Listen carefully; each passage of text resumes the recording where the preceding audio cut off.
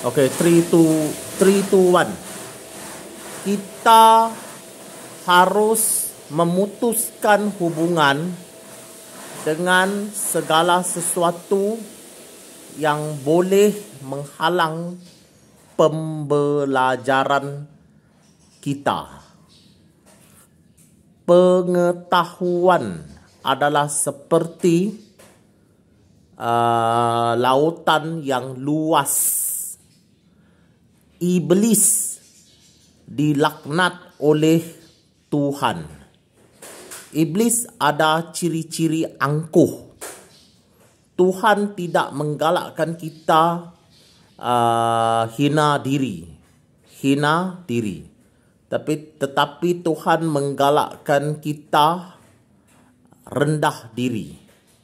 Kita harus ada pengetahuan yang sebati dengan ajaran Tuhan. Maka kita akan dapat membezakan halal dan haram. Masa yang guru ada hanya 2 jam. Oleh itu kita harus menghormati guru dengan tidak bercakap ketika belajar. Kita harus mempermudahkan kehidupan kita.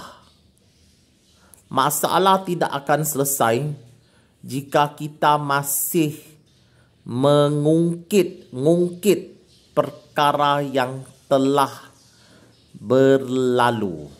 Jadi saya kena belajar lah. Kalau macam saya buat dekat short, nanti kan dia ni tak boleh masuk dalam description tau. Jadi yang ni saya bercakap pun tak banyak lah, lebih-lebih 4 minit lebih saya sudah mau stop lah. Ini benar ya, kalau macam kita mau menguasai sesuatu bidang, terutamanya kita sarjana lah, kita cerita sarjana.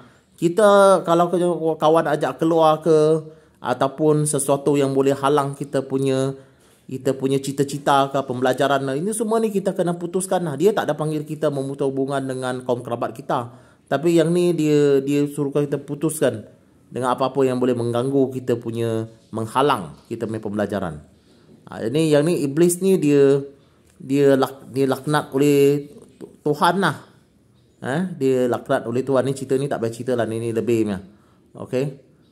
Dia kerana ini cerita ni tak habis. Okey, lah tu Tuhan alak kita, dia kata kita ni hina diri ni, we cannot put ourselves in a very lower state. Macam kita buat kita macam tak ada macam nampak macam sweet, pandang rendah lah. Tuhan cuma mau kita rendah diri saja, tak ada sombong. Lepas tu kita mesti ada knowledge, pengetahuan yang selaras dengan ajaran Tuhan. Samalah, sebatilah. Dengan itu kita baru boleh ada tahu bezakan apa tu halal, apa tu haram, apa tu patut, apa tu tak patut dah.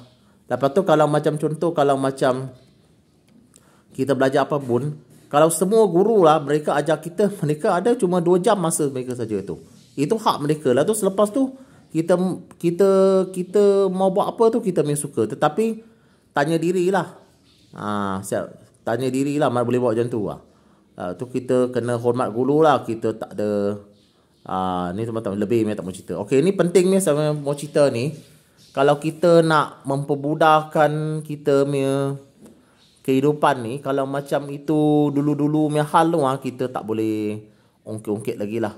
Macam kita tengok jam, dah pukul berapa dah. Semua tu dah lepas dah tu.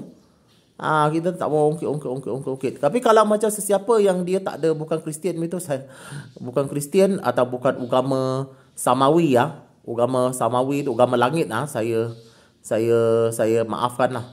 Kerana mereka tak tahu. Kalau macam cerita ni bukan saya menyindir, tapi kalau macam dia sudah ikut Kristian dekat tak tahulah dekat Tanah Melayu tu, dekat Kulai ke, dekat Keluang ke, tu saya tak mau cakap lah. Itu mereka punya pasal lah. Itu antara mereka dengan Tuhan tu. Kita tak boleh simpan dendam. Alright, itu saja. Amin.